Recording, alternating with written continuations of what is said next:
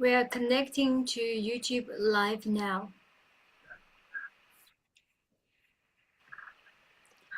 Go ahead, Sunyata.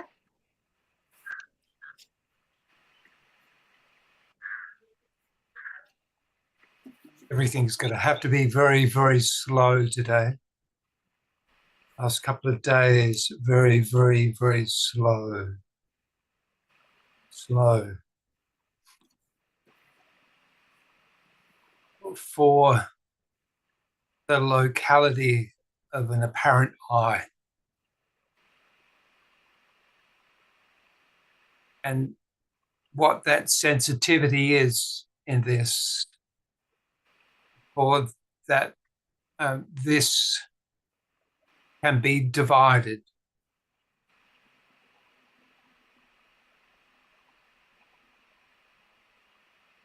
What looks like a sensitivity to an organism, in the midst of this,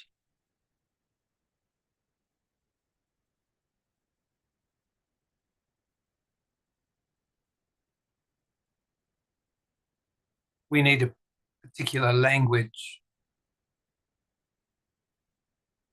So much is about how to communicate.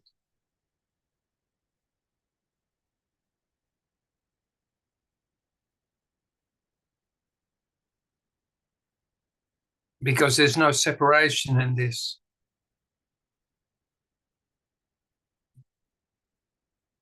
What looks to be an I in a locality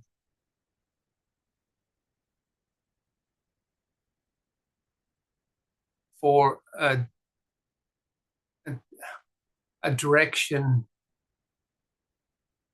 of an apparent self,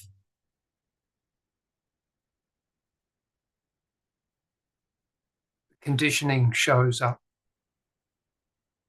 habits show up, predilections show up, preferences show up, contraction for what it is to be in an organism.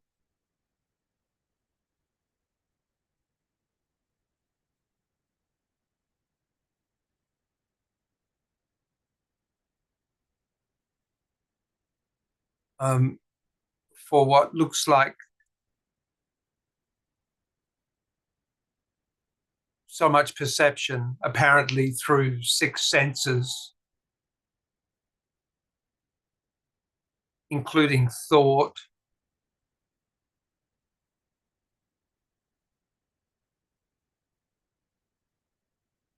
for the immensity of thought,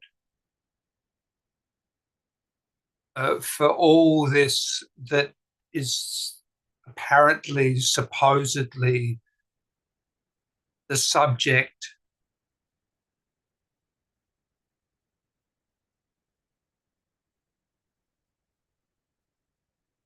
contemplating this meditation in this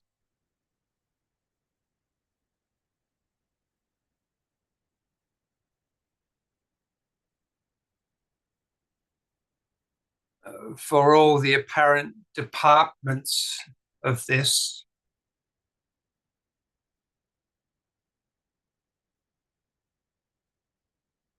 for the discernment of this,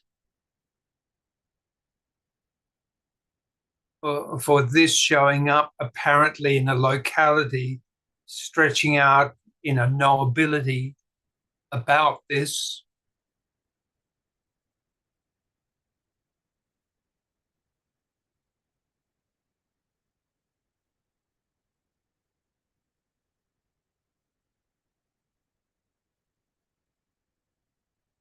For the locality of an apparent I being thrown into this, whether it be body or thought and everything existent in that we call perception.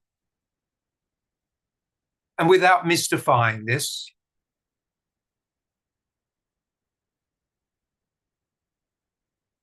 the notion of knowing this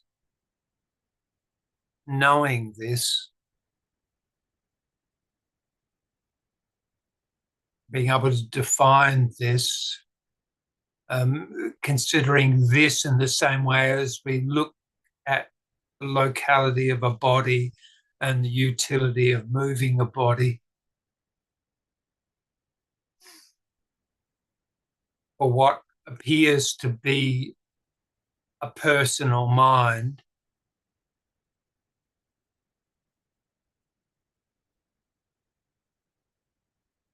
or the history of an I,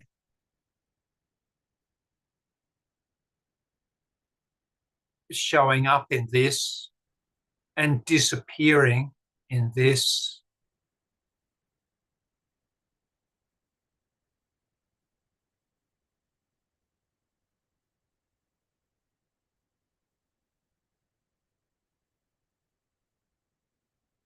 For all the predilections, for all apparent demands on this appearing as an I,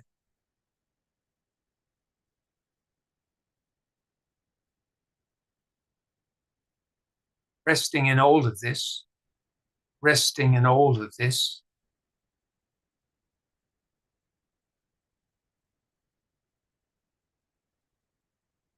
as one mass of apparent consciousness,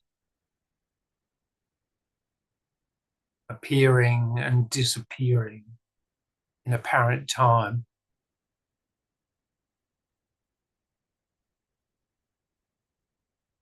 For what's held on to,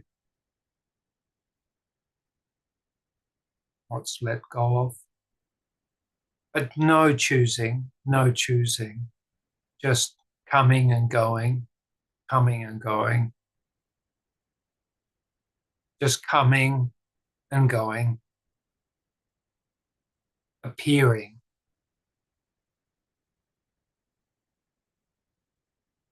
For those more simple things, for managing a body,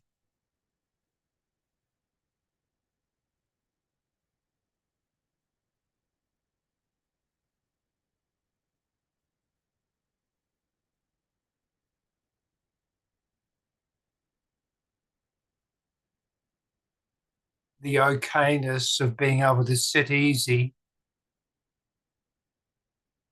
the okayness of being able to sit,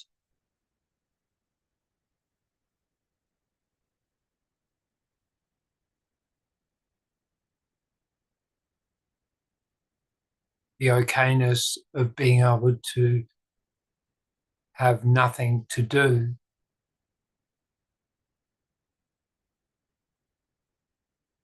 the okayness of no doing, the okayness of things appearing to need to be done,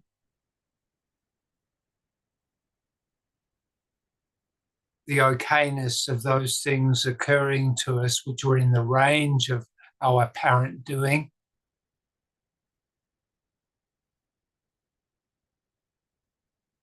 the okayness of the distinction of those things beyond the range of any doing,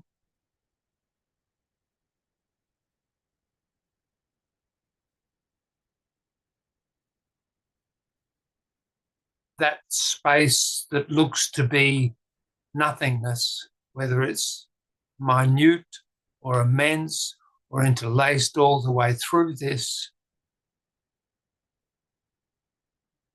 not to mystify it, just to recognize the unknowability of it.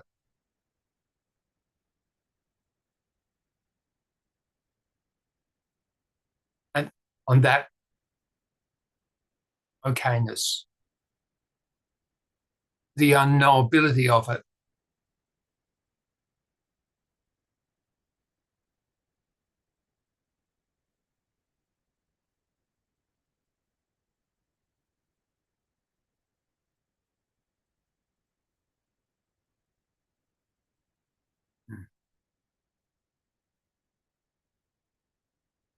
Breathing easy,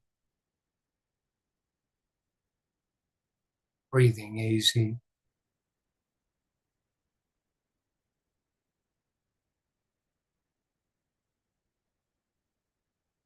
Nothing to attain.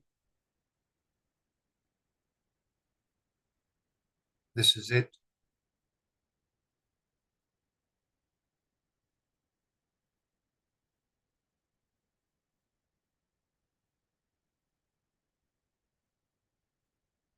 Perhaps recognition of those things that come and go, things that happen within an iota of a moment, those things that happened over the course of days,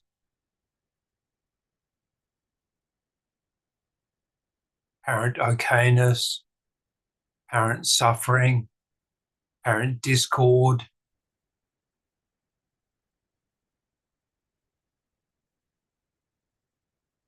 apparent workability, apparent non-workability,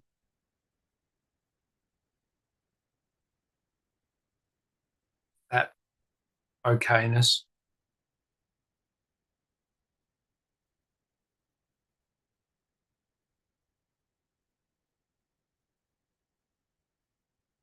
The coming and going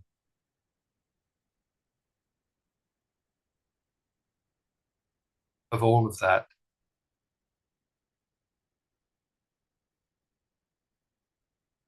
And that looks like meditation, meaning an apparent center, not pinpointed, but throughout all of this, despite apparent discord,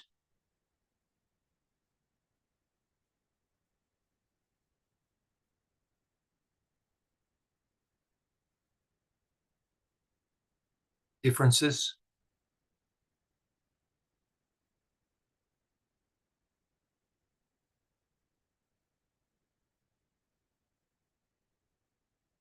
And breathing.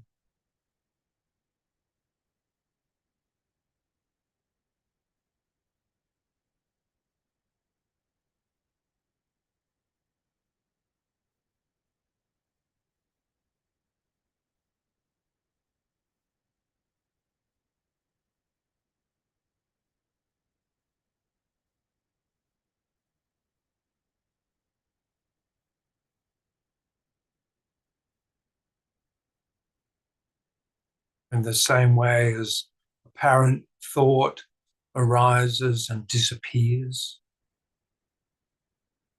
where it starts and ends, where feeling starts and ends,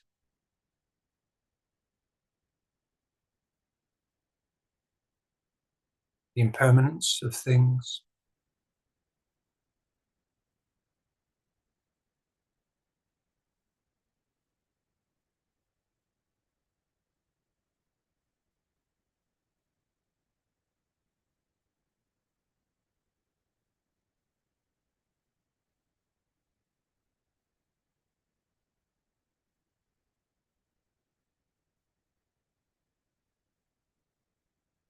So this is it. Nothing to attain. Nothing really entertains or rests or empty.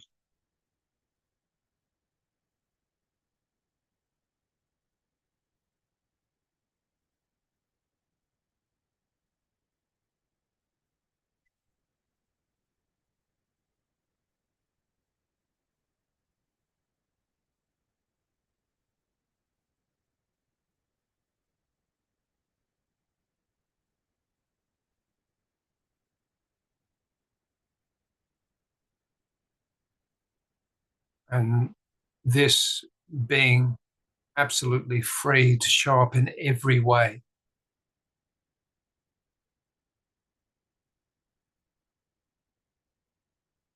And this as unconditional life, love, life, same, showing up as this.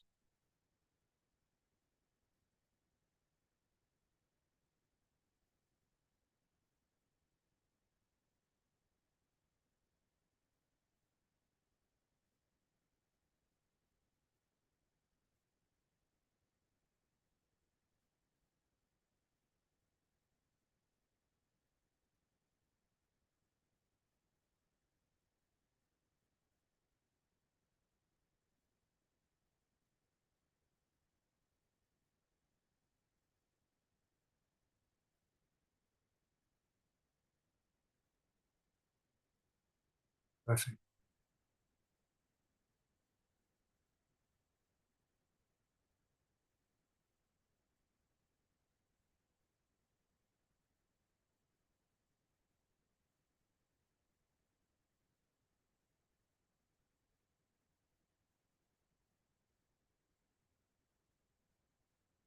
The perfection of being stuck in a wheel for that sees the wheel.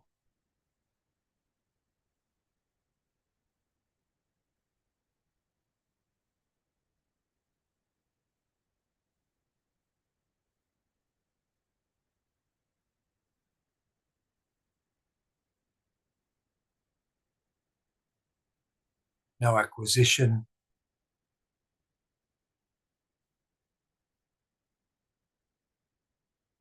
no attainment,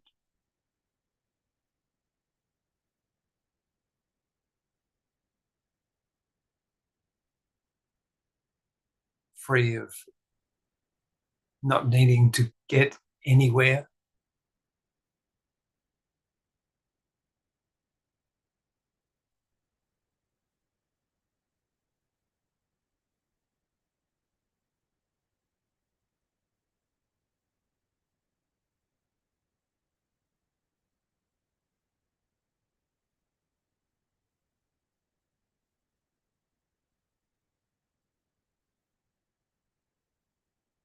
Something like this.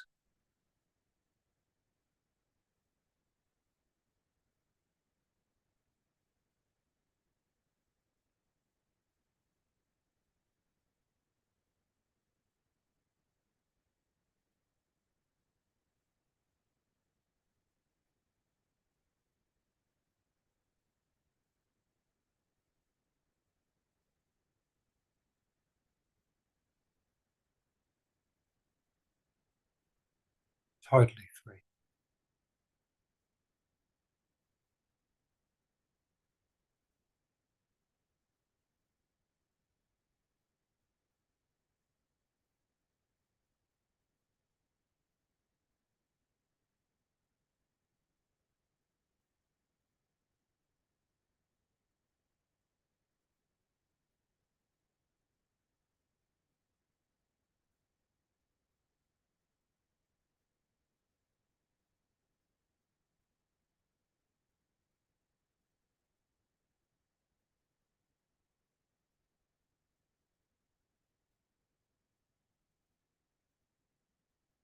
That appeared as a self, that appeared as God, is simply this.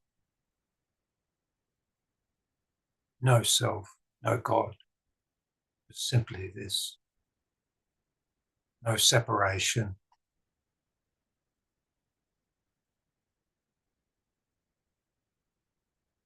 no need to work out causalities,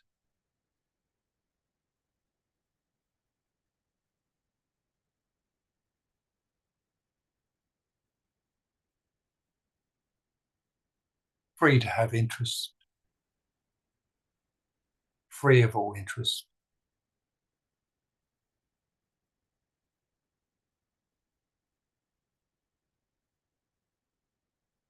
free to exercise any predilection, free of all predilections,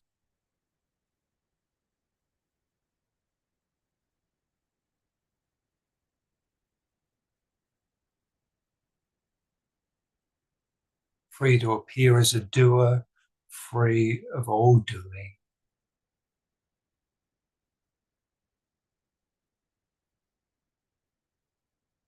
No separation, just this.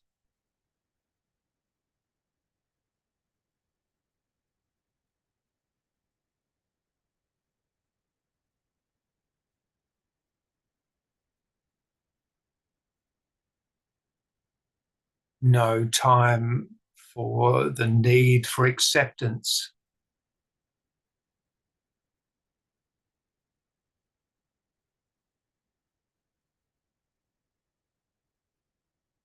no need of acceptance, just this.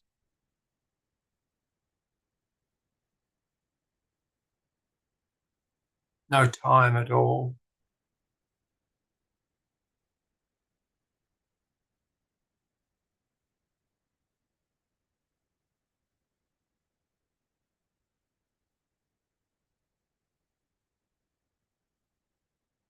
less than an iota of time, the perfection of this,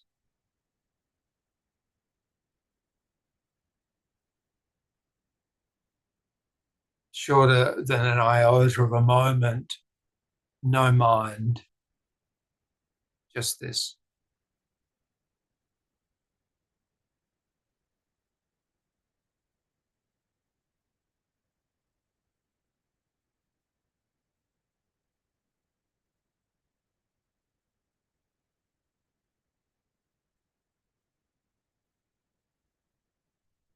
The whole creation showing up as this.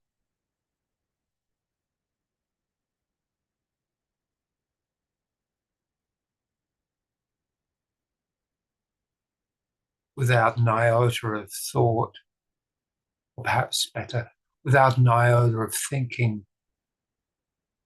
all thought.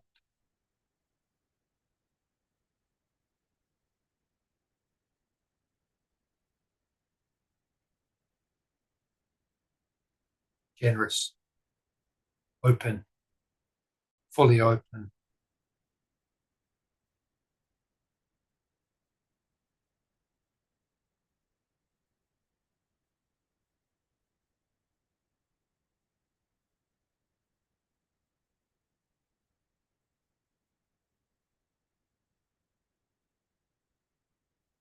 You could call that meditation.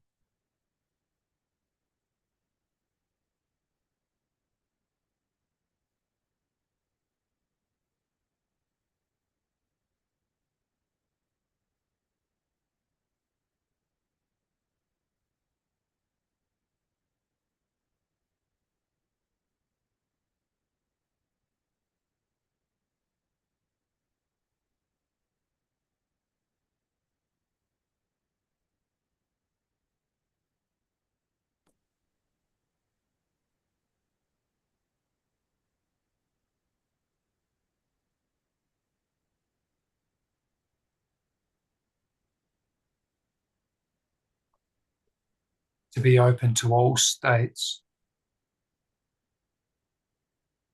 the stateless,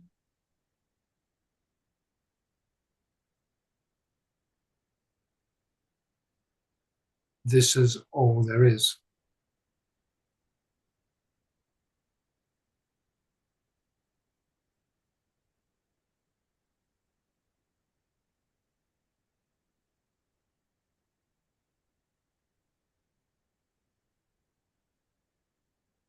The intricate distinction in the midst of this okayness, simple movement,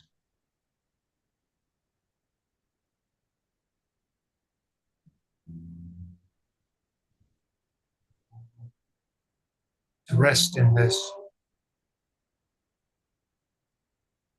no attainment, no entertainment, nothing, empty, free.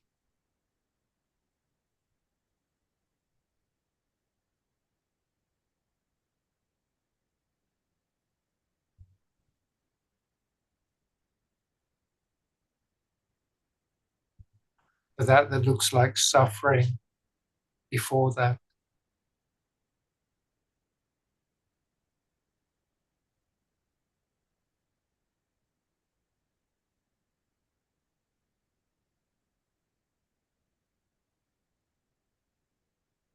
and that sees before that,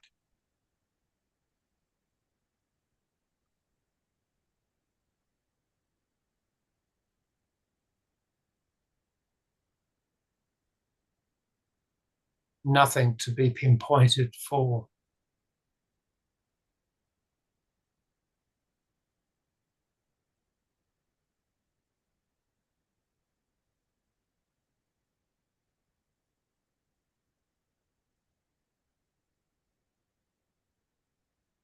The natural state. No effort, simply this.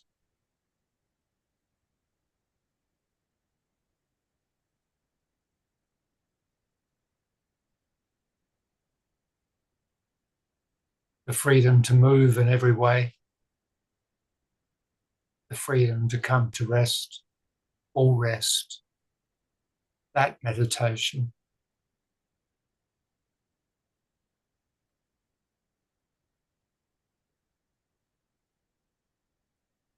Nothing to get to, nothing to get away from.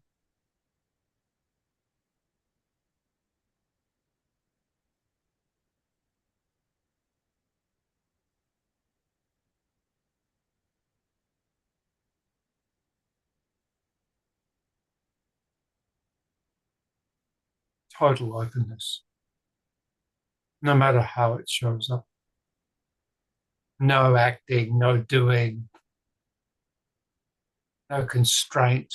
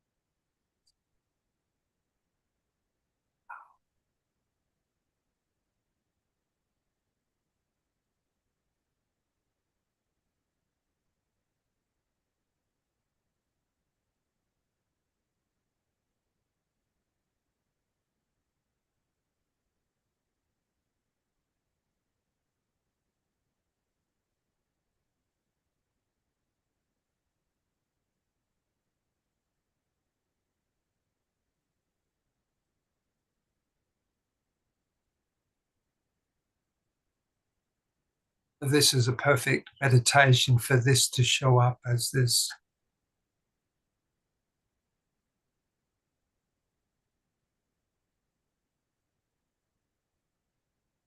Nothing to attain.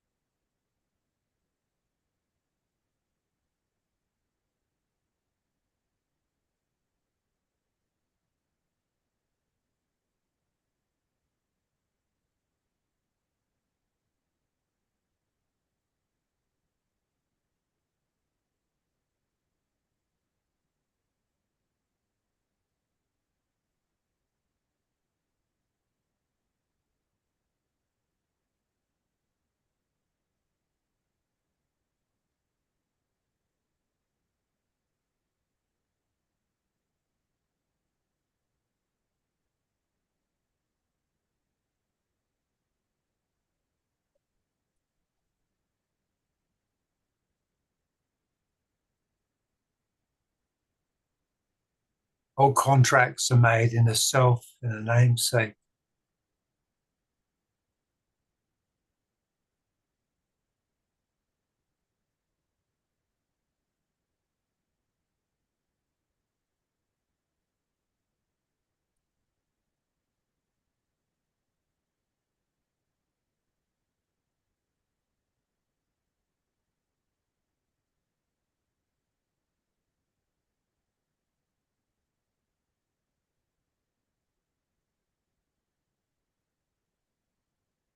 There's no position for a self to put its crown.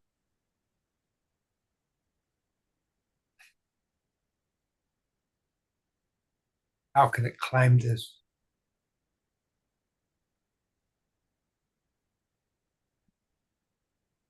That's the only illusion.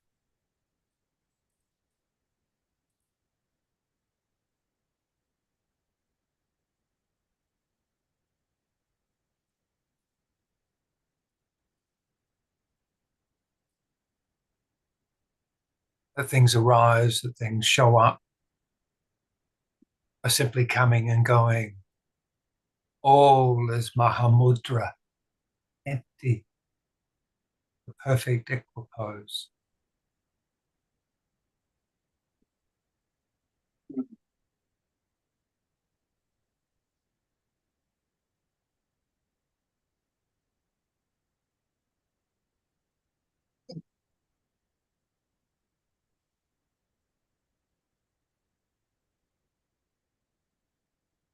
For what we call knowability is for simple utility, really, really simple utility.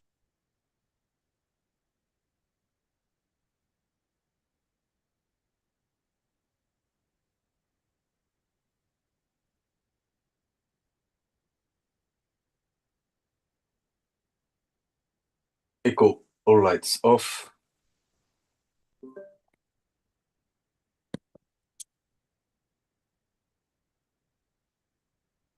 We have an AI. Hello.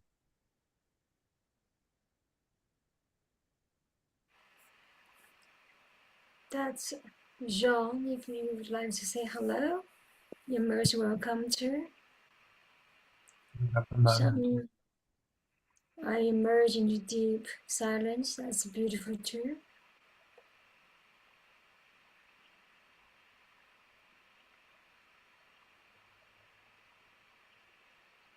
Perhaps we can. If there's any questions, if there are any. If there's not anything that we feel like talking about, perhaps there is, perhaps there's not.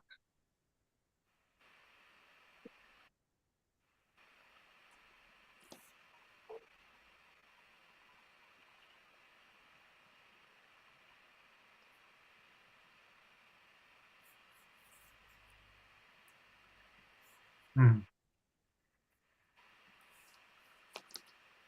Yeah.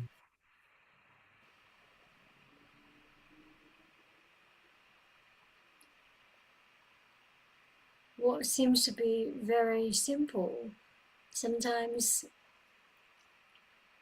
it takes a few knack, a few knots, a few push, a few falling to be able to realize the simplicity of life. And life or love sometimes appear to be a monster. We struggle to accept life as is. Ekomananda finally spoke to her father today after 3 months of absence, and she tried to ring Ekomananda earlier on when Ekomananda just arrived in India for the first month. Ekomananda did not answer, and she simply just immersed in her spiritual practice, sadhana, meditation, knowing, wasn't sure what to say because mom had no understanding about Ekomananda's journey. She's feeling the pain of losing the daughter. As a matter of fact, that appears to be so, but love is always here. Doesn't matter the appearance, whether mom loves Ekomananda and Ekomananda loves mother, but we see life as is, that we can't give mother the happiness that she wanted. She can love Ekomananda the way she wanted, but we can't give the happiness that she considers as happiness.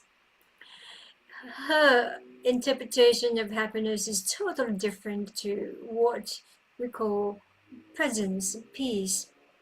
but it doesn't stop one or another to show love the way they used to, they understand as love. And it takes years. I mean, from day one to day now, it's 5 years. And we begin to understand what behind mom's action. It's great love, because for her being so-called not aware, it's actually pushing Ekomananda's journey. Because to deal with such a mother, which we all have a mother, we all might have some sort of a pain with our mother, and her so appeared ignorant actually truly pushing Ekomananda's awakening. Because to be able to deal with that ignorance, well, it's not ignorance, but for human term to explain what it is, we have to ascend. We have to be able to hold the space for our family member, the people possibly cause us most pain, to love them. And sometimes not through language, but truly through our own sadhana. And we can't give it up. Sometimes we want to give up. Sometimes we get so annoyed for the body suffering. The body truly suffering. And what we see therapeutically, suffering does push the person open. So we sometimes we learn to thank our journey of, being in pain.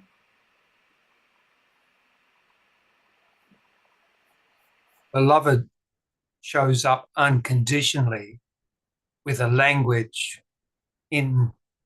inaccurate, but it's just purely energy. It's just purely energy.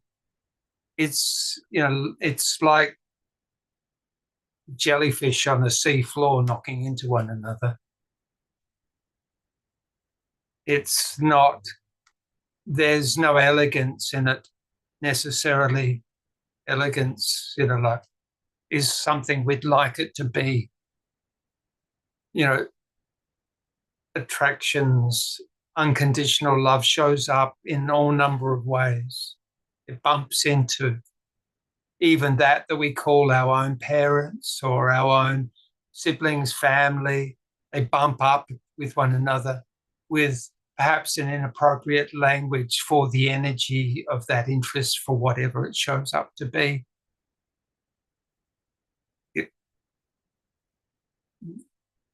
So much in everything that we're doing is a communication for either entanglement or non-duality. Anything that's not non-duality creates entanglement. It's more than acceptance. There's an abiding, in the moment that inappropriate language comes together toward us, also is the resistance from another. Whereas if it just simply goes, okay, I'll find language, see if I can find the language of pure love with you. It might have to be humor. It might need to be awkward.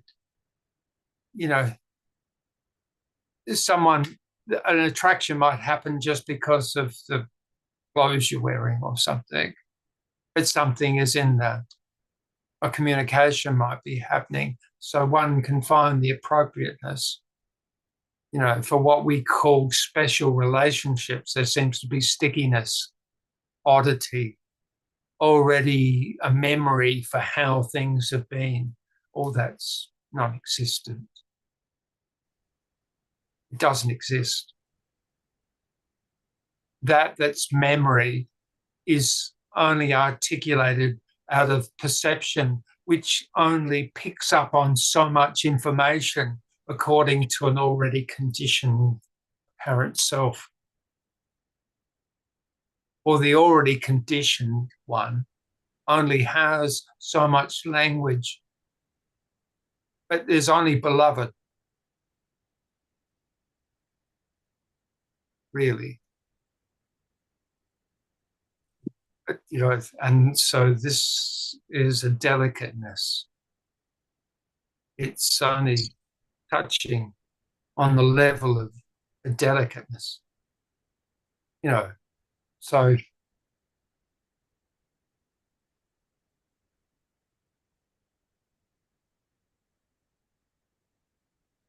better to think of it as energy coming toward you, and for however it shows up in the apparent self. Mm-hmm. Is that real? That is memory, that which is resisting, that which wishes to accept, which is just resisting. You know, just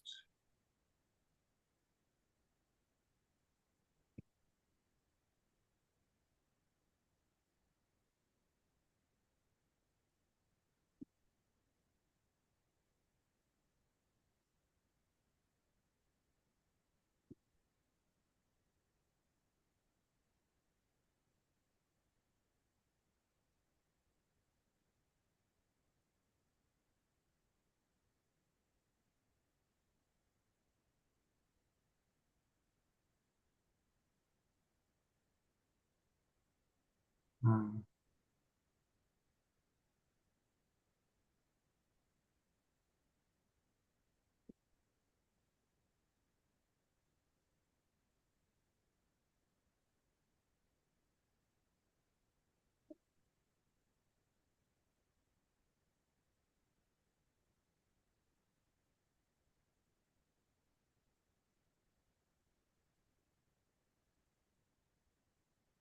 There are no contracts.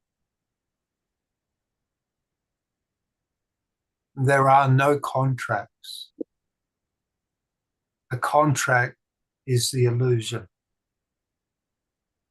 And the contraction happens within the notion of the self.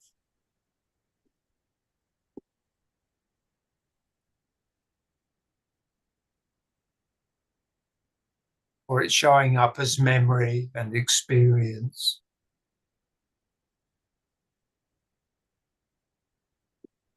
Experience looks so real to the self. Is it?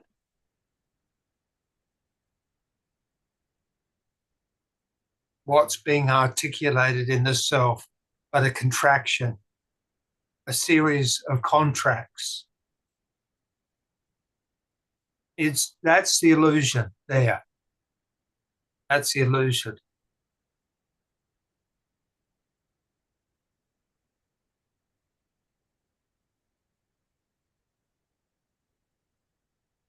Echo, all lights off.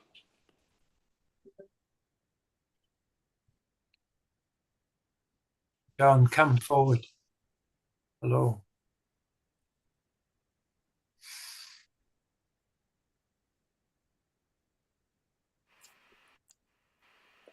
Jean is calling from France. Maybe Yes, I introduce don't know if you yourself. can see me. I'm having some little problems with my Zoom. Are you able to see me right now? We can't see you, but we can hear you okay, loud and clear. Yes, I've changed because my battery came out on the other device. But anyway, if you can hear me, this is great. Thank you for inviting me. I'm just listening to you.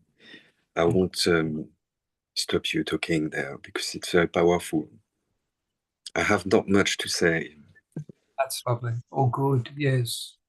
You've made a movie called Jhani, in which everybody attempt to or aspire to be a Jhani. Maybe you can share a little bit about that. Yes, of course. I made this movie in 2012. This was my first experience in India. And it was a tremendous shock for me because I come from a country where spirituality is not very well known. I will not get into this because it's complicated. It comes back to French history. And while I was there, I made this film about Bhagavan Sri Ramana Maharshi. And I had planned everything for months. And when I arrived there, everything was organized every day, and absolutely nothing worked out. So I had arranged all the interviews and everything, every single thing I had organized came out as a frustration because nothing worked out. Eventually, I gave up and I went to meditate in the whole Sri Ramanashram, and I let go of everything. And after a few days, everyone came and queued up. And basically, I went with the flow. And it was the biggest lesson for me because I didn't make this film. There was a power beyond it that guided us to make this film. But I couldn't organize and arrange anything because it would simply not happen. And so the moment I let go of all the worries, of willing to control everything, that's actually when things happen. So on a personal level, this was enormous.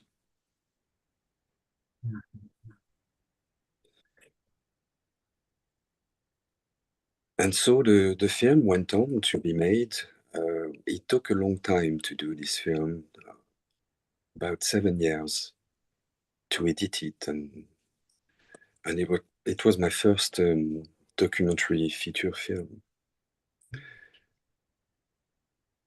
And while I was over there, I became aware of this presence that all the great sage talked about, which I couldn't really understand because it was not something to understand.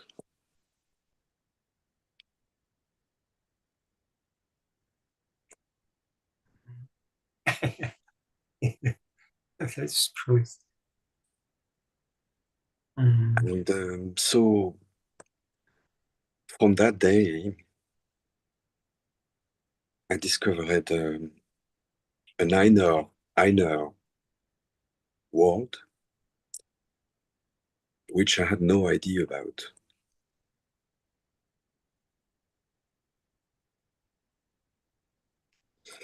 And Bhagavan's grace, everyone was telling me, it's Bhagavan grace, Bhagavan grace.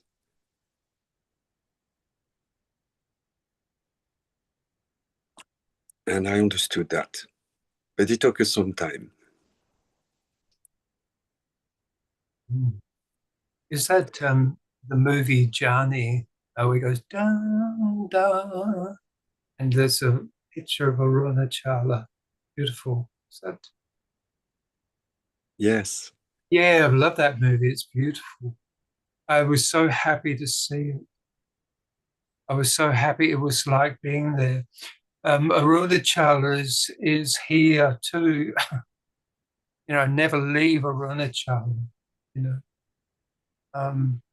it's just something about it. It's a quiet, and that it's the same similitude as Well, there's only Jivan Mukti. There is no selves. It's just simply this. But it's hard for the self to grasp this, for out of its conditioning, it's formed in its language to be so. Interesting that you were there in 2012, because that was the first time that I went to Tiruvannamalai too. I believe I may have seen you over there, because when I saw you on the videos, I thought I had known you somewhere. I used to walk around in just a lungi. So we may have met briefly, maybe crossed, or eyes may have crossed on the path. Yes, yes. It was mostly on the mountain, or Yes, I think it may have been. on Indeed. the mountain, just favors sitting. Just went back there because Ekomananda went into Tiruvannamalai, as you know, for her first time. So I met her. Well, we travelled in together just to help her orientate. I was only there for 3 weeks or so, and got to meet most of these beloved, lovely people here. But it's just that inclination to sit on the mountain, and it never leaves the mountain. It's the quiet of it. Here is the mountain. Everywhere is the mountain. Arunachala, Arunachala, and Ramana, of course. It all is the same because it's all empty. It's a powerful place. Yeah, beautiful. There are no words to describe it, really. No, it's an initiator. That's for those. It was always funny. Someone once said to me when I was there, people come to this place and they either stay or they disappear in 3 days. And so often I'd watch, and it was true, people would come and they'd either get it and not be able to leave for a good amount of time. And it does its own work. There's nothing that needs to be done. One thinks they need to sit in formal meditation, but meditation is here all the time. And what appears as suffering or discord, may last for some time, but it melts away too. Yes. One starts getting an understanding that it's not that. It knows that, this is sticky stuff for a self, and this positioning of the crown on the self, what they call the ego, is the only illusion, because all that's here is Mukti. This is, everyone here is Jhani. Yes. It's just how it goes. Once it's happened, the work starts and it softens out, it softens out, it softens out, it softens out. And, or whatever shows up, it softens out. The meditation is here. And there is no self. It was only ever a contract. The interesting thing is that most directives we get through religious practices, we have to have the right conditioning, the right predilections. We have to live by a set of prohibitions and prescriptions. Perhaps, like if you're really, really in a troubled state, drug addicted or alcohol addicted or something, like maybe these things might be a measure. But here, it doesn't matter. Here, there's absolute freedom to move whatever way it does. It gets an understanding for that doesn't work. It really isn't about good or bad. For what agitates the body and the circumstance is just about workability. Those things that we mostly trouble ourselves with is mostly about utility. But this has nothing to do with meditation. Meditation is always here. It doesn't require an effort. The penny has already dropped, it just has to drop a little bit further. What looks like the contract of the self is just softening away. It's just an appearance. It's not about getting the conditioning right. It organizes itself.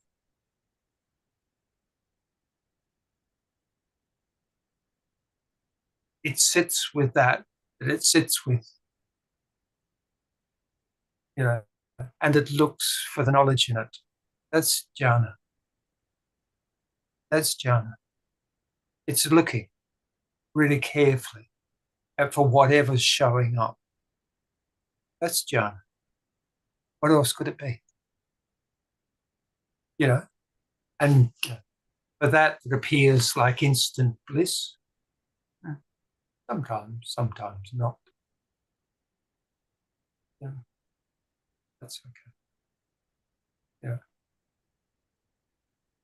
As long as there's a body, there's degrees of suffering. That's all right. Just have to work.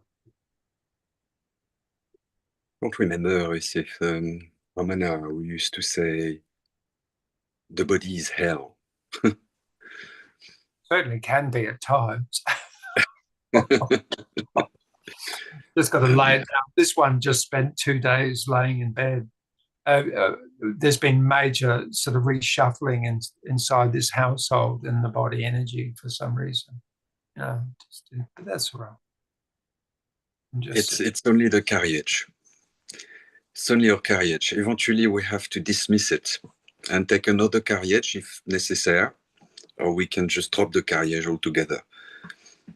All there is this, and it, however it shows up. Yes. There's only this.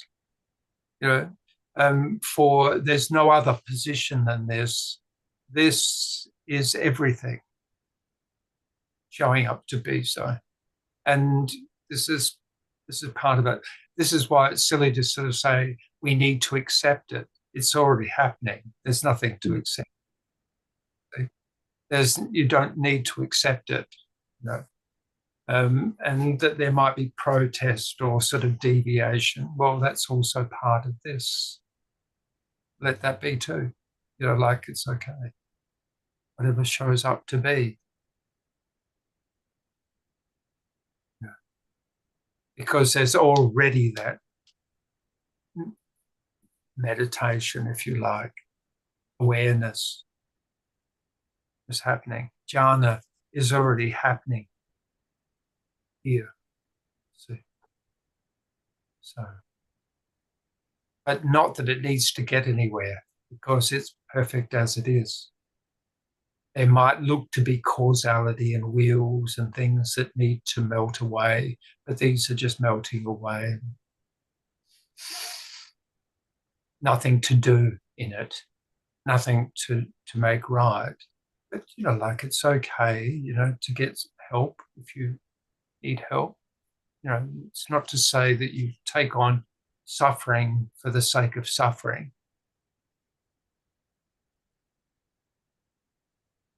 Or, bite the bullet, so to speak. Speaking up and communicating is good. There's also a development in language that's happening for us all, and it's good to get this language because it doesn't stop here. For what might look like a personal suffering is also part of this.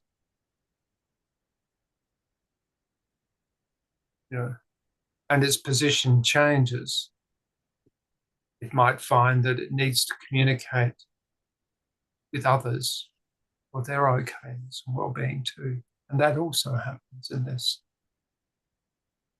There's also unnecessary suffering. That also shows up in this.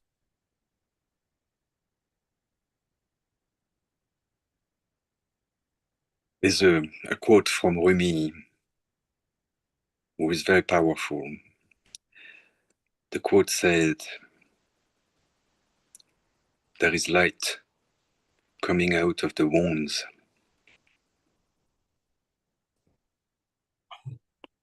And perhaps without those wounds, we couldn't find a way of the light.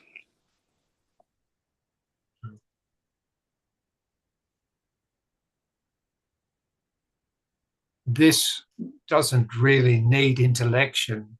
But intellection seems to be luminosity, for that we say there was a realization, for that seems to be experience. It shows up in intellection, what they call the buddhi. It shows up as light. And there's revelation and realization, but not because we hold on to that. It's only pertinent for a moment.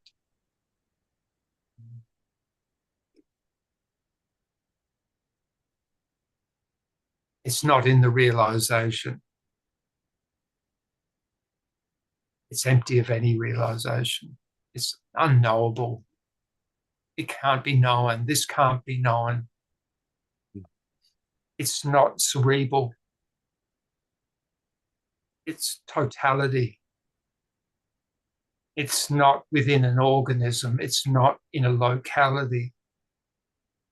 It's not an identified entity other than another entity. It's no separation. It's purely this. That appears to be in locality, organizing an organism as the apparent opportunity to be able to be in proximity of many others appearing as this, but there's no entity in it. It's one.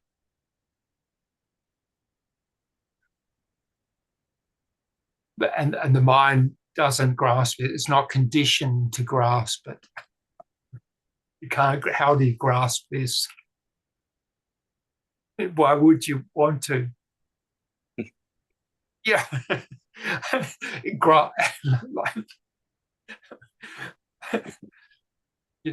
How do you hold on to this?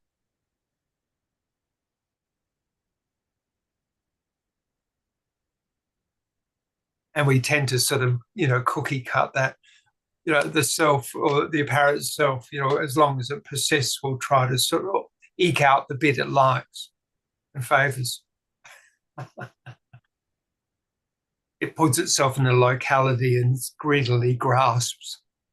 That's a contraction. Not necessary.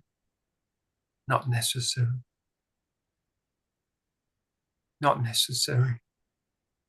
Not necessary. Not existent. Actually, the only illusion, really. Very powerful one, though, for the belief. Belief is very sticky.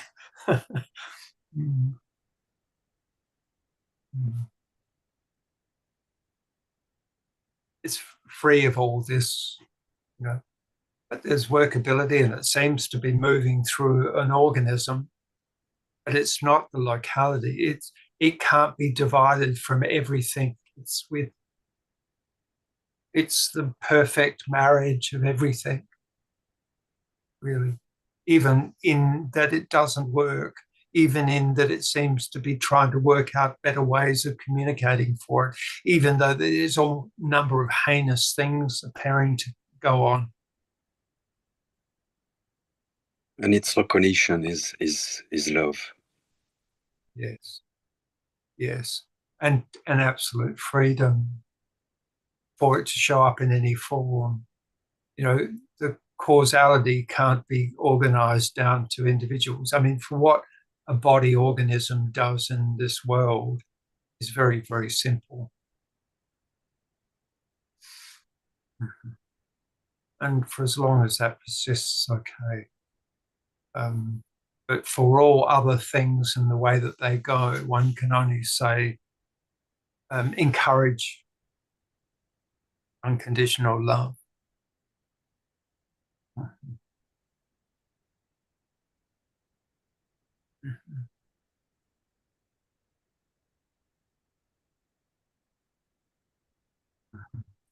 But there's no end to it.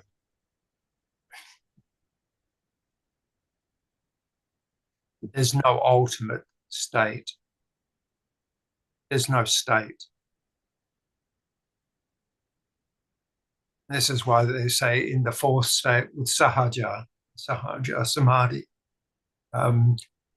it's common to the waking state, the deep sleep state and the dream state. And, perhaps the one that's, worth the most profound contemplation is that it would be there in the deep sleep state. It gives something away.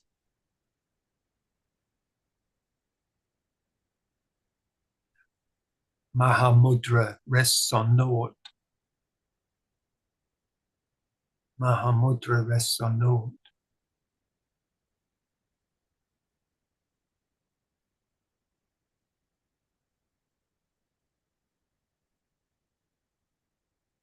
No attainment. No attainment needed. It's already jiva mukti, liberated of a self. It's already jiva mukti. That's all that's here is jiva mukti. All that's here is jhana, in that it looks to find language for it out of its love. That's what's going on here. Understanding language for the subtlety of non-duality. That's love. That's what's showing up here, everyone. Or the patience of it. It looks like a personal position for that I might not suffer. It might start like that. Certainly won't stay like that.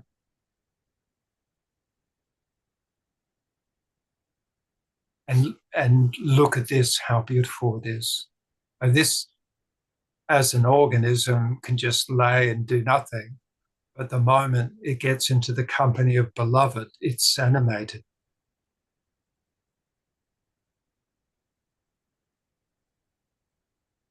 So this is just beloved. This is all just beloved.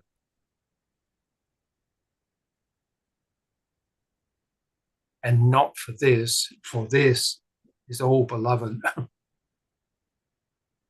And it will show up as the expression of this. But it's not separate. This only happens because of this.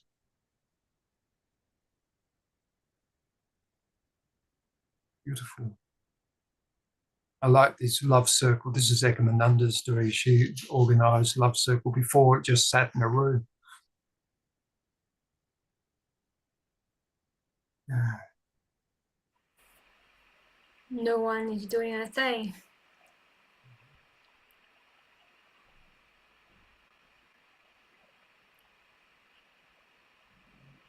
Consciousness evolves itself. God moves things.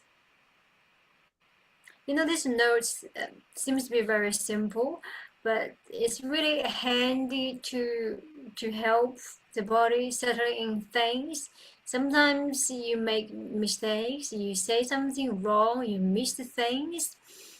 Ekomananda says, well, if it's God who moves things, what are we concerning about? There's nothing to be concerned. God is moving it. We found that very handy to give the body an excuse to be okay with it. Okay, that's all right. God is doing it. Yeah, there's no separation. There's no, the ineffable, the unnameable.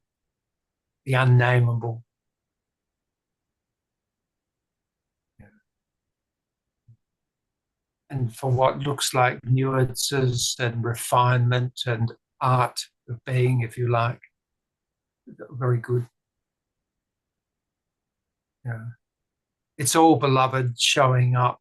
Beloved shows up, and some of those supposed relatednesses look to be agitated, and it might choose an elegance, might not, might be strong. That's whatever. It's totally free. What looks to be experience, what looks to be causality also shows up.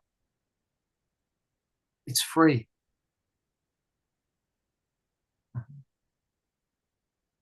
What looks to be relief from suffering, what looks to be diving into deeper suffering also shows up. It's free. For whatever values, what look to be accumulated knowledge or jhana is very, very subtle in the end. It learns to live more quietly. The seeker disappears. It's not looking for it in experience. There seems to be like an understanding appears in certain notions. It qualifies it for what it is immediately. It's not within an iota of a moment. There is no separation.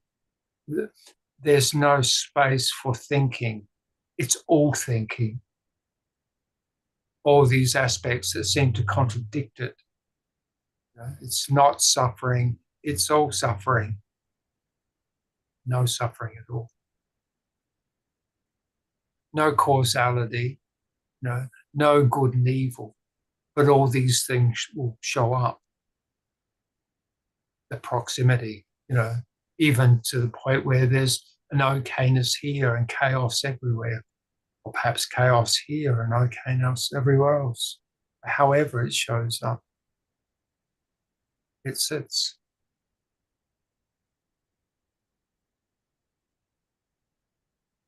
And this understanding of non-duality language changes the opportunity to be able to speak for it. But it's not out of experience.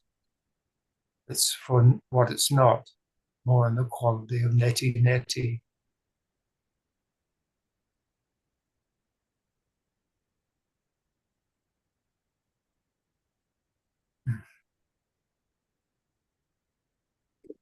It's free from any identification, and all identification, they belong to this fall. And as long as there are identification, there will be duality and suffering and up and down, but it's free from all that. And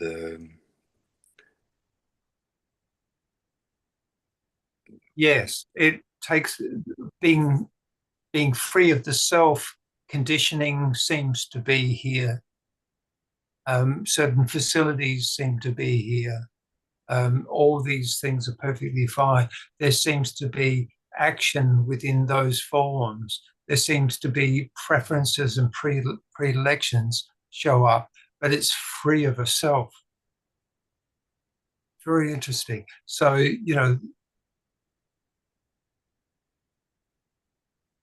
the emphasis is on freedom. Yeah, on freedom. On freedom. There is no doer. It's all just happening. And there's freedom to be so.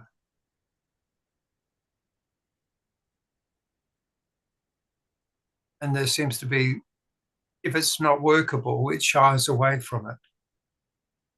If it's workable, fine. It seems to move that way. It's free.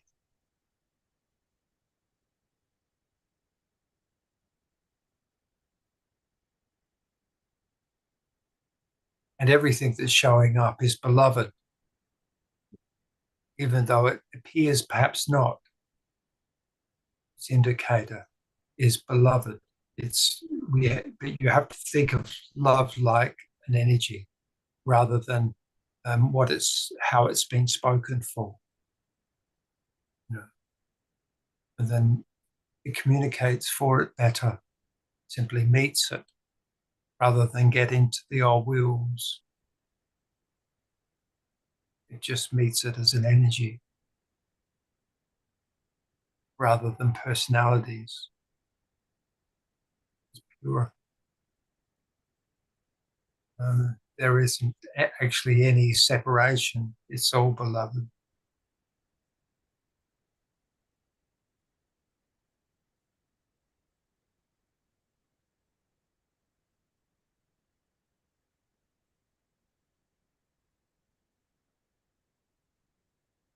Even in disagreement. Because the likelihood is, for wherever there's that, there's an opportunity to meet beloved in a more refined way, understanding it as an energy. Sometimes a mother will appear as like a daughter. You know, you need to put her head on your heart. Might take a different position.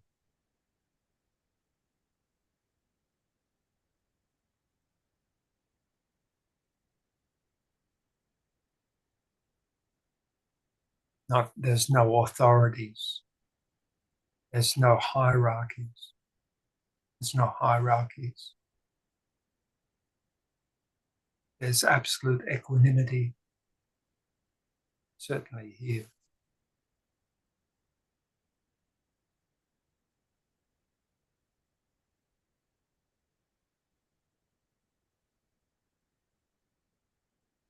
It becomes exuberant, unbounded, more playful.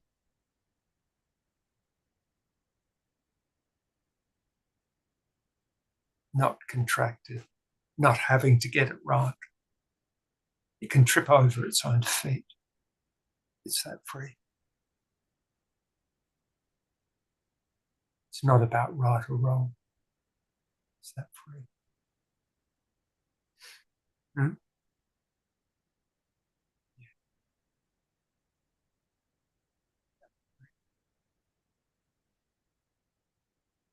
Josh. Love you, Josh.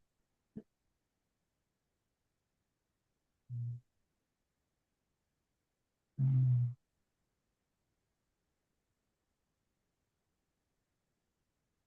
Mm. Oh, this is lovely. I really appreciate you all coming.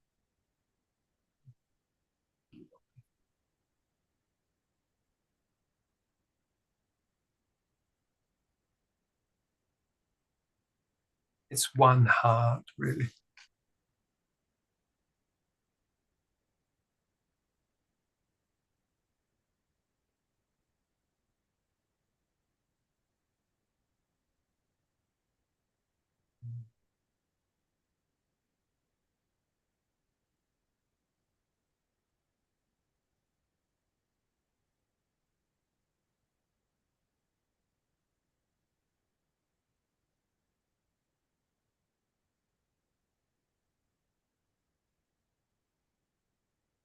But it's not an experience. This has to be said.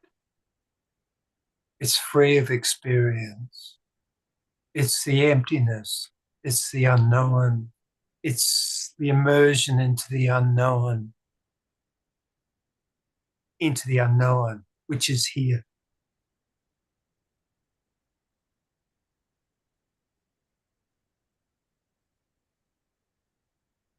It's free of all attainment.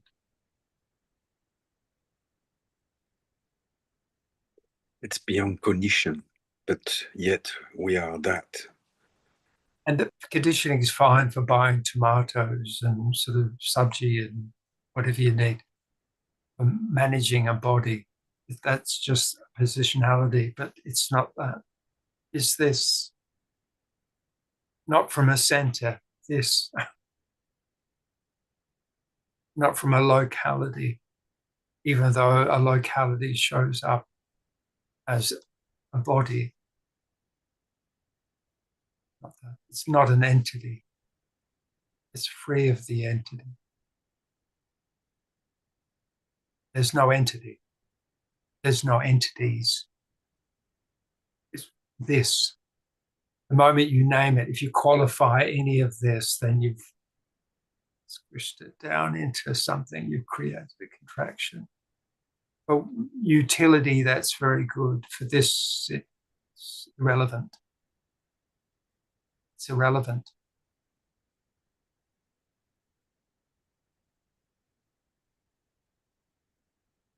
I say for walking lighter, no. It's unbounded.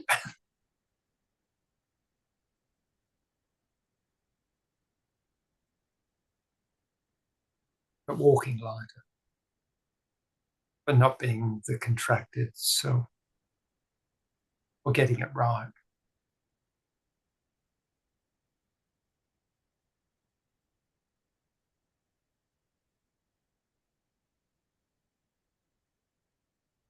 It looks too simple. It's so close. It's too simple for the mind to grasp. Yeah, it's not cerebral.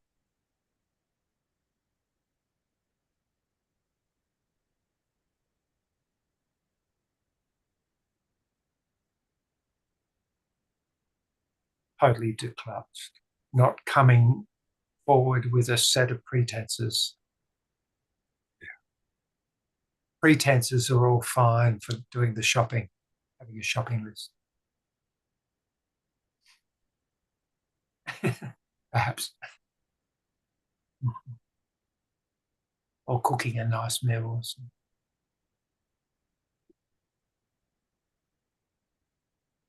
Not needed here. Free of all attainment.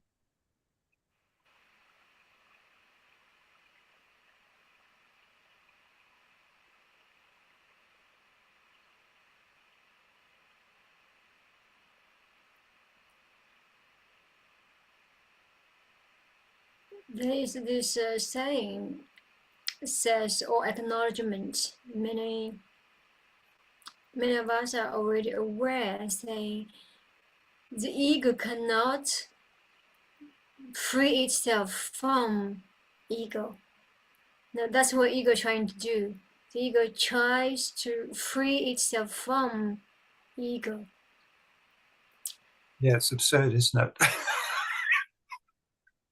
Well, it seems that there's a sadhana, or devotional services sometimes may be beneficial to be in place, or the ego wanting to be fully realized, and appearingly that play a role to push the body forward. Meditate for where you go into a requirement of meditation, particular, or where it's held within time, is, and particularly around Ramana, is it looks for the principal I. So the I looks toward the I. Who am I?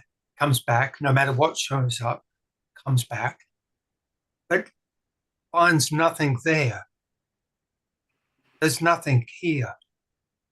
It's empty. It's empty. So once a penny drops, then one realizes that there's constant meditation going on in that quietude of emptiness, because in saying nothing, it means empty. It's empty for whatever is showing up, for whatever the parameters of that is. It's empty in its center. That's the ultimate freedom here. There is no self beyond attributes, including consciousness, including awareness of what is within it all. It just merges into this. It's just merely this. And whether you come to it through contemplation or supposition or every which way, it shows up to be empty. every which way that you do it through meditation, whatever process, it shows up to be empty. Every which way is good. Show that it shows up to be empty. Every which way, every method, every means of climbing the mountain shows up that it's empty.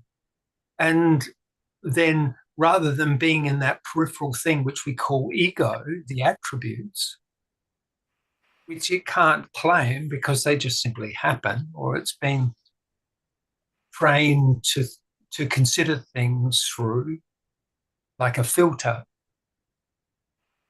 has no substantiality anyway, other than there's some type of utility for that functionality in life. Nothing wrong with it. But to say that there's an entity within that is silly. It's just simply looking at it as an attribute. These are just merely attributes. The middle is always empty. Mahamudra.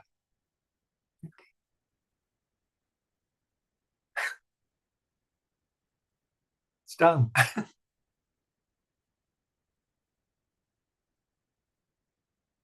And that's not convinced of it is just the contraction within a set of ideas for that it must do this, this, this, this, this, this, this. And you look at it really, really carefully. It has to have this attribute, has to have that attribute, has to have this attribute, this attribute. That's the contraction. Free of that set of prescriptions, supposed attainments, exactly what, are already existent. They're just filters. How is there anything intrinsically in that?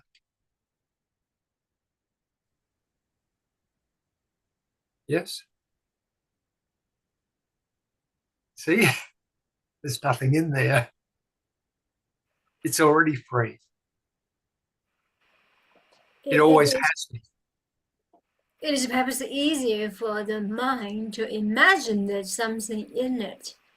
Yes, and, that's fine. and paint a picture for the body to crave for, or to seek for, or to look forward to, because the body suffers from lacking.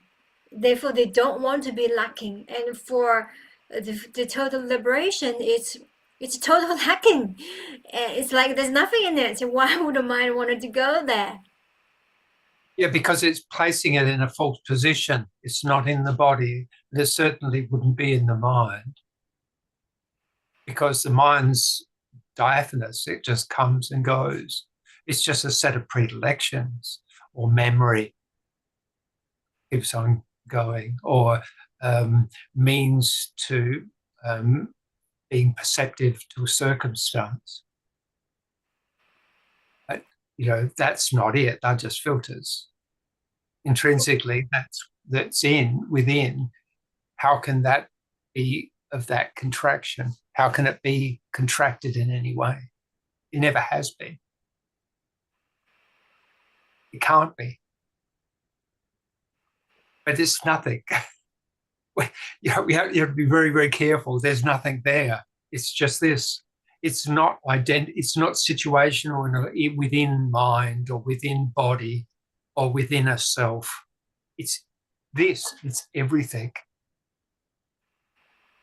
It's everything showing up as this. Yeah, it's very true. It's very true, because for most people, to come to that place, it's not a place. No. To come to that space, it's not a space. To come to it, it's not it. It's and it also is beyond the mind. It is Yes. With and without. It's all those things. It's also throughout everything. It can't not be. But this is where easily a self can, the appearance of the self ego, I don't really like the word ego, can appraise itself through its own contraction and sort of say, well, as long as I feel grand, well, then I'm great. It's absurd. But, it is an easy trap. We see it, we see it in so many things around us. We see it in all the strongest politicians in the world.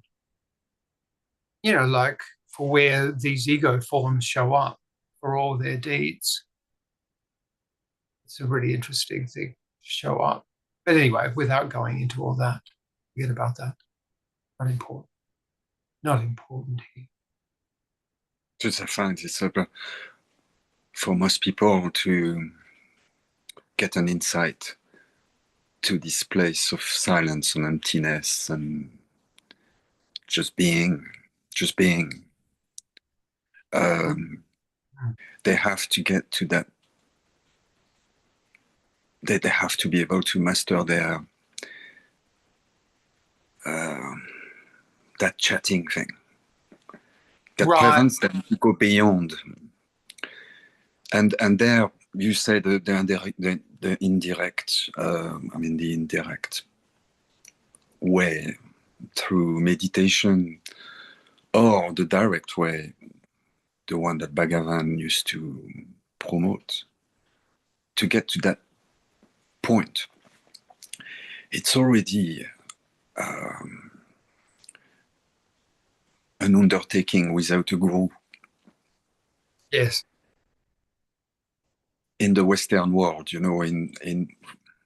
because it's full of traps. The way is full of traps. And if it comes out claiming and sort of go, here, look, I've attained something, there's no attainment in it.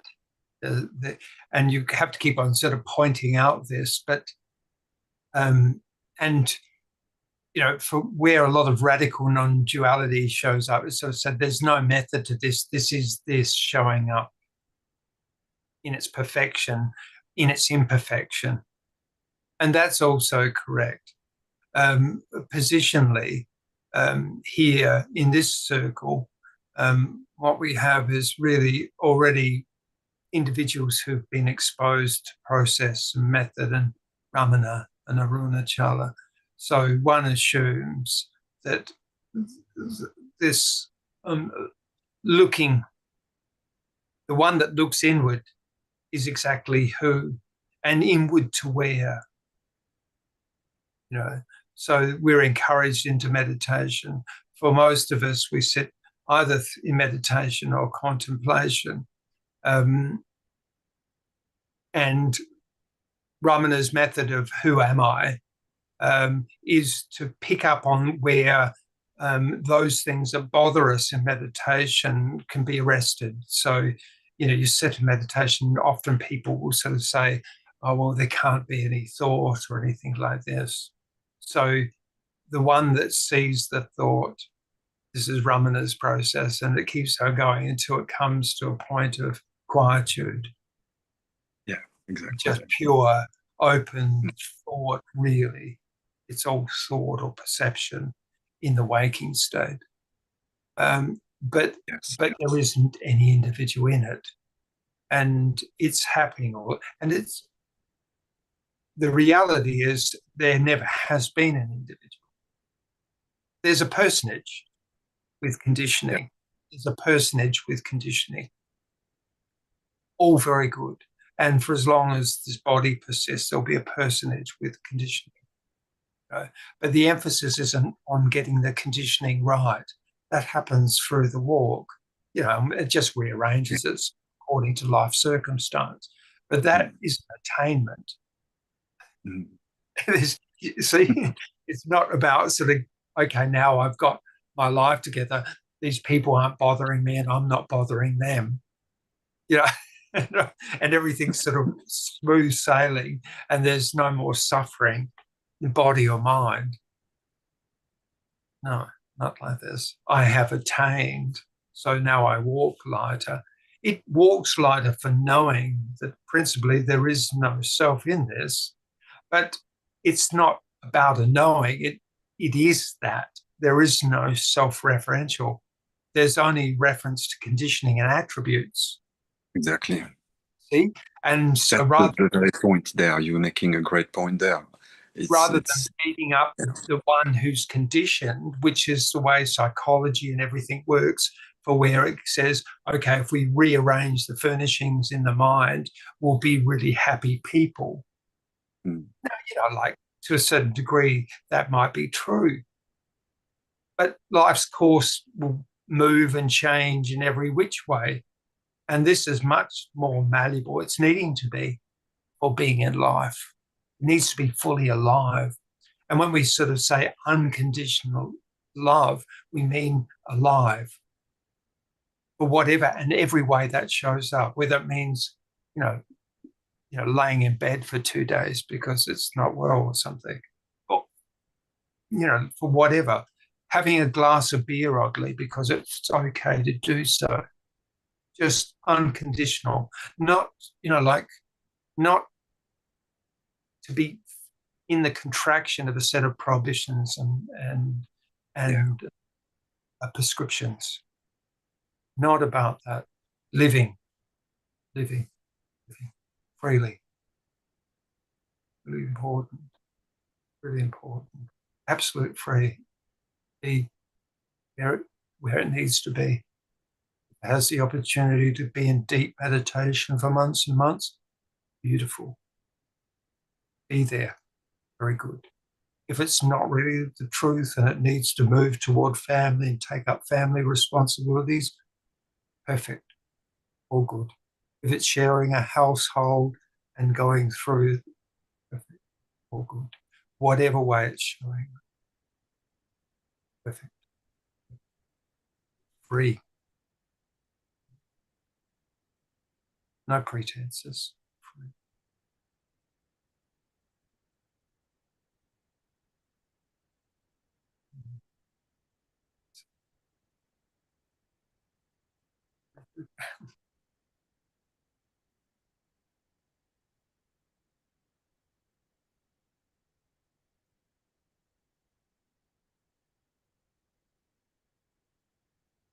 Sometimes that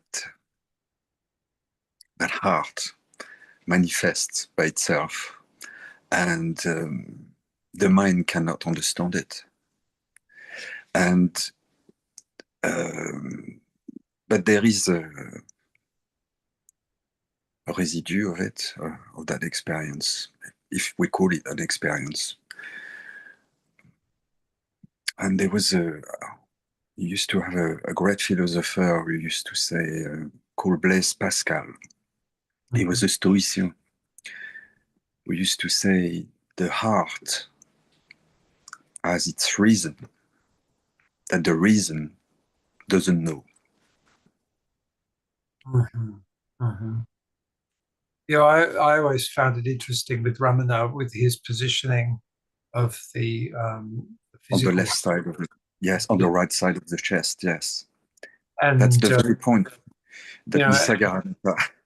Very interesting, because for the emotional feeling sensibility, the heart's there and looks to be a pathway. Ramana adds this other notion for where he says this is the position of the soul. Well, okay, I'll take that or leave that, but I find it very, very interesting that the very faculty of the body balances the breath against the physical heart, and it's breath that balances emotion. For where this is a space of contraction, whereas in the mind we can be more arrogant. How mind and concept show up, but for that shows up in the heart, we can't really arrogate, you see, because emotion is involved, and the tangible contraction not only affects the heart, but affects the breath, which diminishes the sense of being. So one looks toward truth more through this mechanism when this transitional state of balancing the body feeling and for how truth shows up. You know, it was interesting during the week. There was a mass shooting here in Australia, and when I got news of it, the emotion came up. Not, you know, obviously it's perceiving it, but the emotion showed up almost instantly, like tears, which isn't likely to be here. It was a collective experience through the filter of mind, of merging with this through emotion. You know, so this showing up also has a refinement in this organism that seems to be obviously very, very useful for us. We're not throwing the baby out with the bathwater. You know, the body is also important, but it has a different, if you like, priority in this. You know, it's secondary to this. Not to sacrifice it, keep it whole and complete, but it's that's interesting. The balance between the breath and I'll just mention something about this. The great sage Nisargadatta Maharaj. He thought Brahmana teaching was totally fabulous, and he always said it's fabulous. But there's one thing he couldn't understand: is the business of the heart on the right side. He always said that.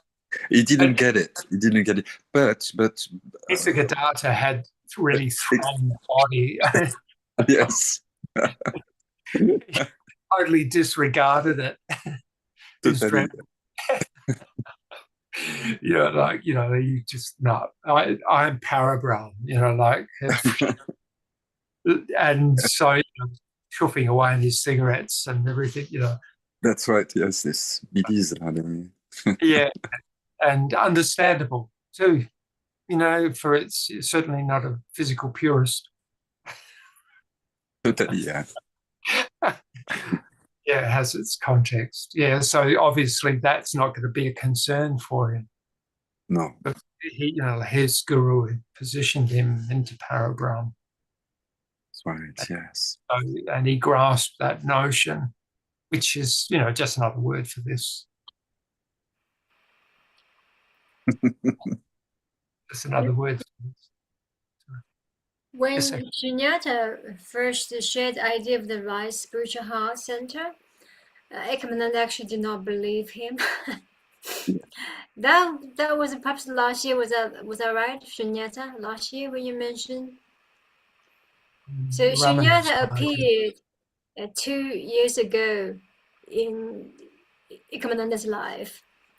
And Ekomananda actually investigated Sunyata for 6 months, a solid 6 months. So she went, did a lot of reading, a lot of research, and finding different medium, spiritual friends, spiritual teachers to investigate together. They help Ekomananda investigate Sunyata. And perhaps until only this year, as she meditates, she discovered this triangle thing from left heart to right heart to third eye. This forms a triangle. You all know what a triangle shape does. The triangle is the foundation of everything. So if you build a house, you need at least 3 points, right? So 2 points is only a direct line, but the 3 points gives you a shape, gives you the foundation of anything, right? So that's what she discovered in meditation, and through that triangle breath work or meditation, she began to find some sort of a grounding, if we may say, or some sort of a connection or a portal. Well, this is all the human term, right? In essence, none of this actually makes sense. But for humans, we speak ABC terms to understand certain things. So through this sadhana, that's Ekomananda sadhana, it's slowly beginning to sink in. But of course, our recent journey to India sort of cleared a lot of doubt, and really set in this true understanding of nothingness. We If also there's find, I'm sorry, we also find this concept in Christianity, transcendence, in Trinity. Tu parles de 3 points. what was the word again, John? In the concept of Trinity, la Trinity in Christianity, and transcendence. Trinity. Yes, the elevation of the spirit into the pure spirit. Well, the same as with the trimurti of transcendence. the trimurti of Hinduism is the same. In the higher self, yes. Yeah, they're parallel. They're parallel. But, you know, sometimes where the mind shows up as being aggravated, you know, if you're sitting in long meditation, particularly, and you really want to come to quietude, you know, breath can be very, very good. You know, breath can be really good, you know, as a method, you know, given that, you know, meditation for many is still here. You know, there's a yes.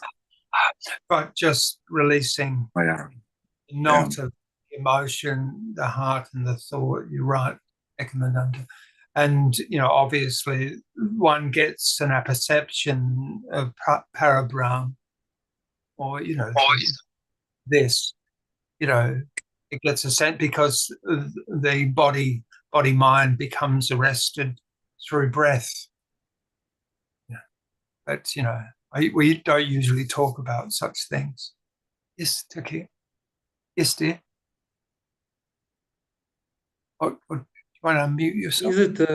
Is it needed to breathe intentionally, or maybe just watching it without interfere is enough? Deeply is more. It depends on, you know, like how much that contraction is. You know, like if you're going through emotion, if there's, you know, conflict or something like that, and you want to settle yourself, obviously, if you're in the company of someone you're in conflict with, if all of a sudden you start going, they might get a little bit frightened of you. But yeah, taking deep breaths if you're in company. But if you've got the privacy of your own room and you're sitting for meditation and finding that the same overruling thought comes up, you know, it can be very, very useful for settling you down, very useful. It actually feels nice in the body.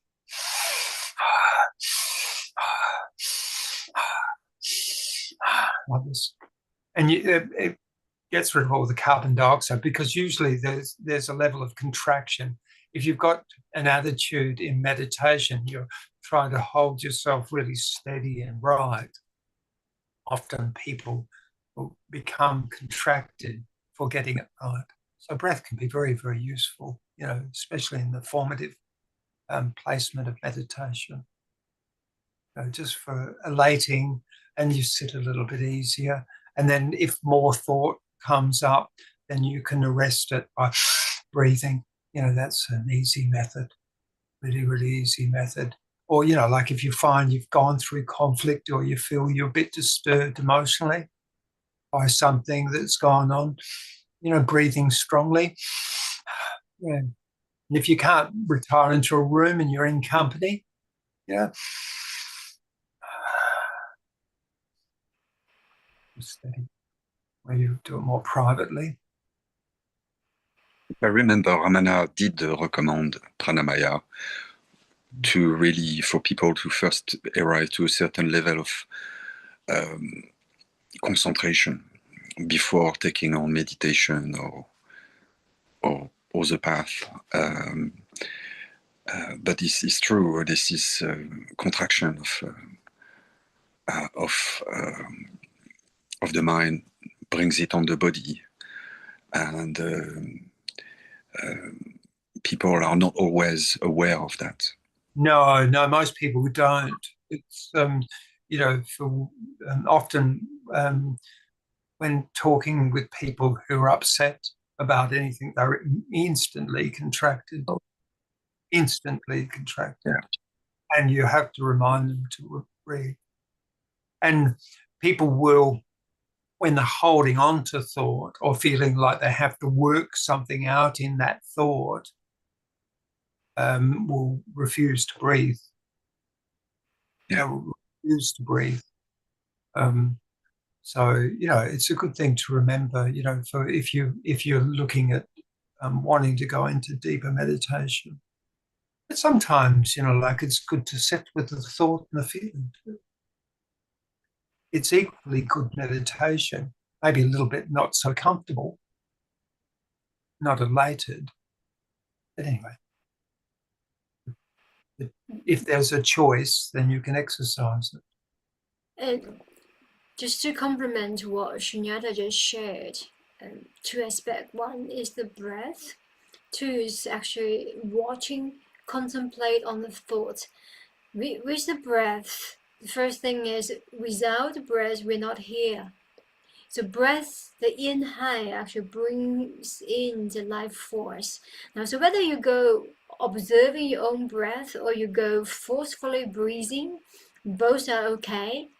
But clinically or practically, from our yoga practice, this forceful breath gives the body a job to do. So it is easier for you to come back to the body, to do, a few deep in, deep out, loudly breathing, faster breathe. You immediately give the job, or give the mind, give the body a job to do, so you can come back to release quite quickly. Whilst silent observing your own breath, which is the Vipassana method, the Buddha's teaching, if you're aware of Vipassana at all, it requires a silent ability, silently sitting and watching your own thought. That not everybody is equipped with that skills. So if you have that skill, perfect. If you don't, you do force for pranayama. Yeah, pranayama means breath exercise, breath work. They both serve the body. It is what is available, what is more convenient, what is your body is capable of. That's on the breath side. And comes back to observing your own thought. And now, in Ekomananda's experience, she works through a lot of things in going into the thought through meditation. So while she's silently sitting, a lot of thought comes in, and that grants the body create contraction, which is pain. Either expansion or contraction, both can be painful for the body. And so when we say there's no separation, is you bring meditation into your daily life, and you bring your stuff into your meditation, which means through self-contemplation or silent sitting, you work through things. That's one way to say it. Another way to say it, you simply just got your revelation. You realize things that you didn't realize before. You had that awareness through silent sitting. So that's what we call actually allow yourself to examine your thought.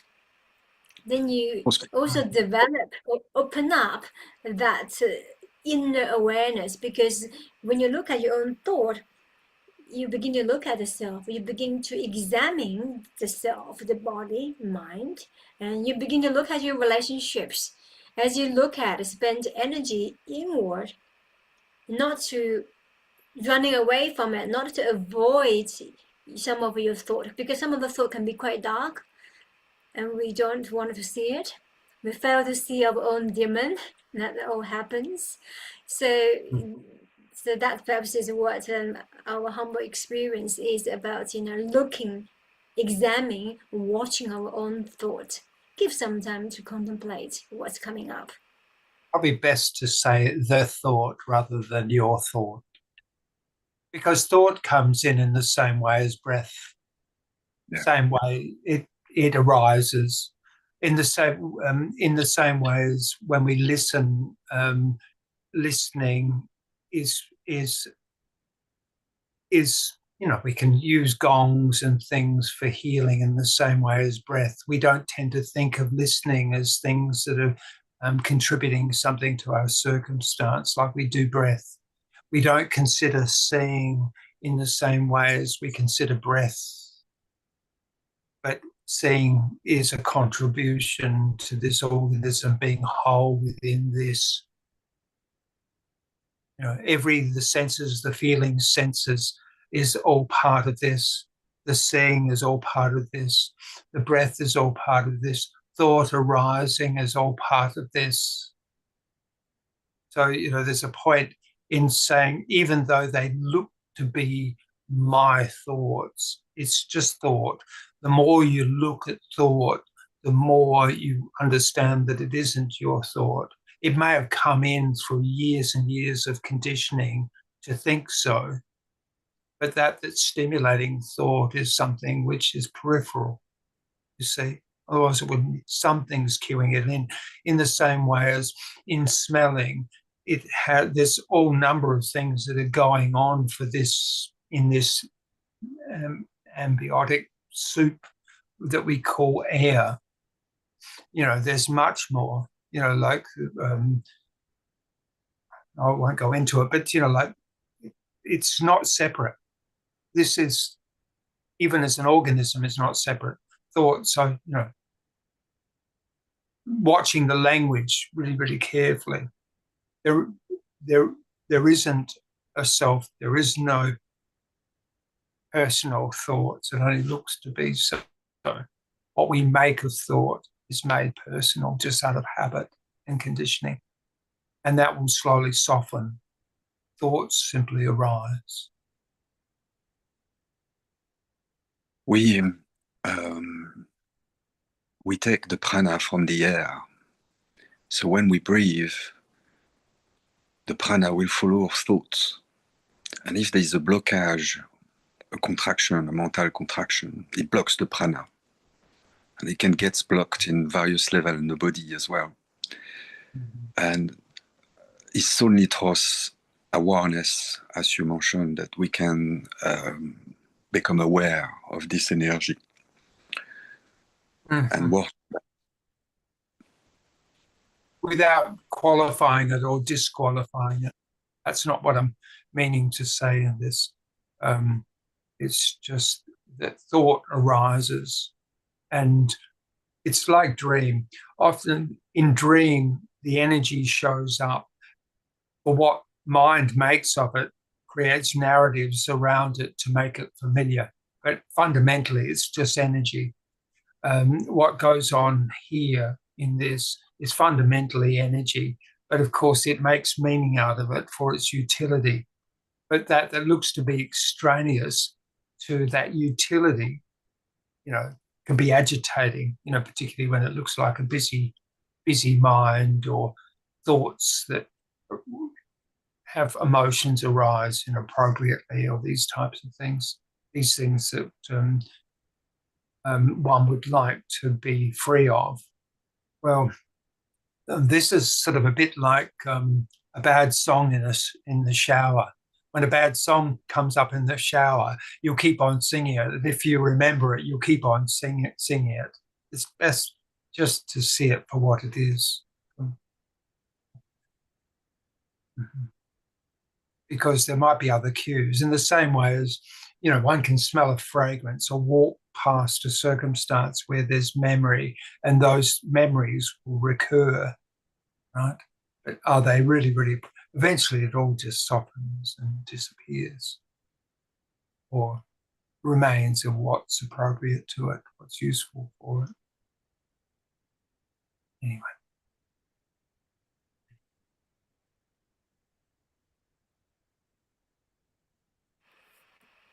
Well, that's wonderful. And perhaps let's sit in silence for a short little while to beautifully conclude today's session.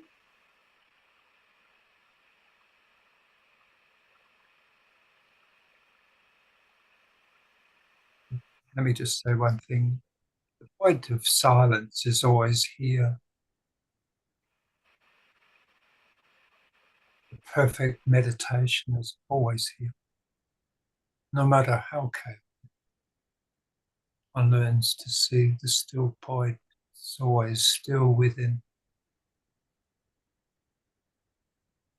That empty point doesn't need to be sought. It's part of the natural state that looks to be Sahaja, constant through the three states of waking and dreaming and sleeping, is constantly here. That's called Mahamudra is always here.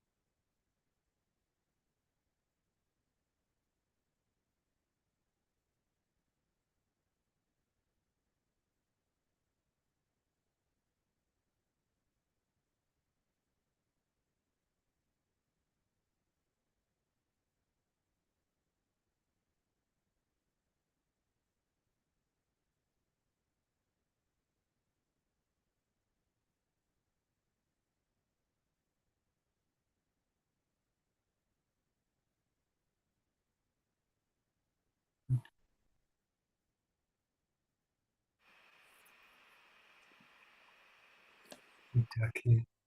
Good. Yeah, good.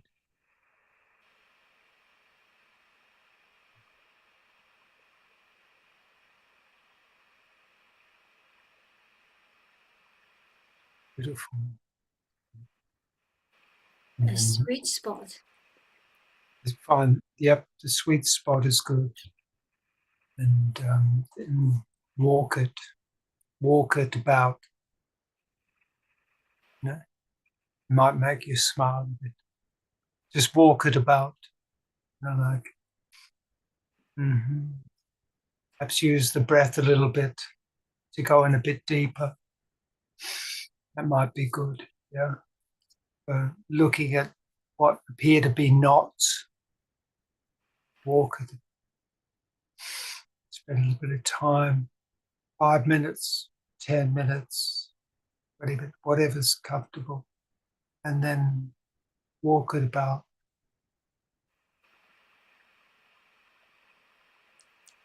The Like sweet right. spot is always here. That's the truth.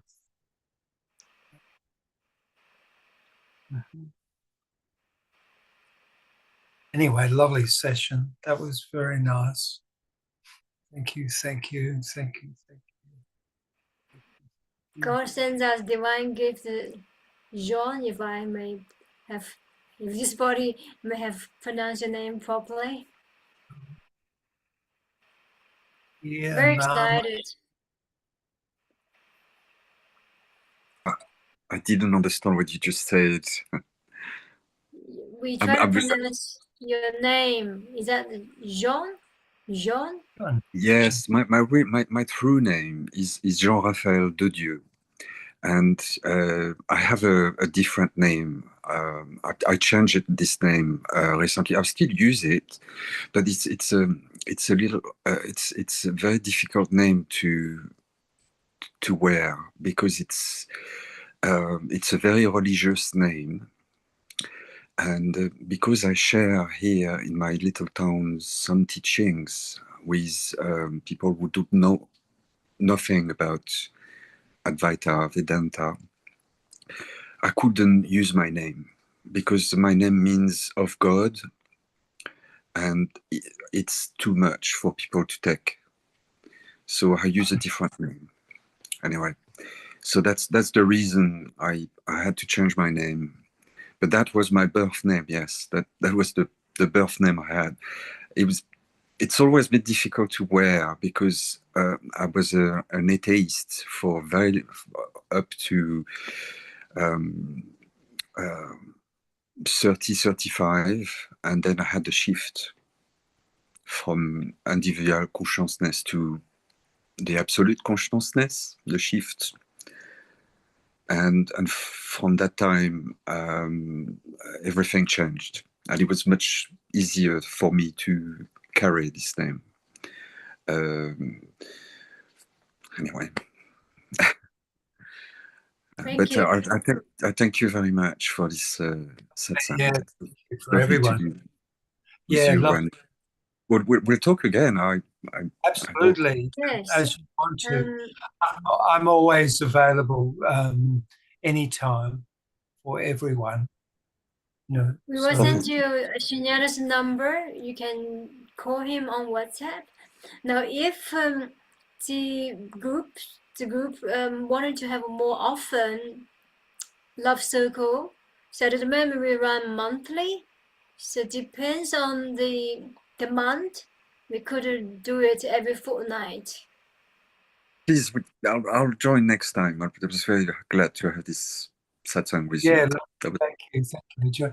And Takia, thank you. Love for coming today. Always lovely to see you, darling. Really lovely. And Rama, thank you for coming. Thank you. And Ekomananda, Jean, and everyone else who showed up today. Some have had to leave us. Thank you for a really lovely session. Really appreciate it. Really appreciate your energy and the input. Feel it in my heart. It means so much.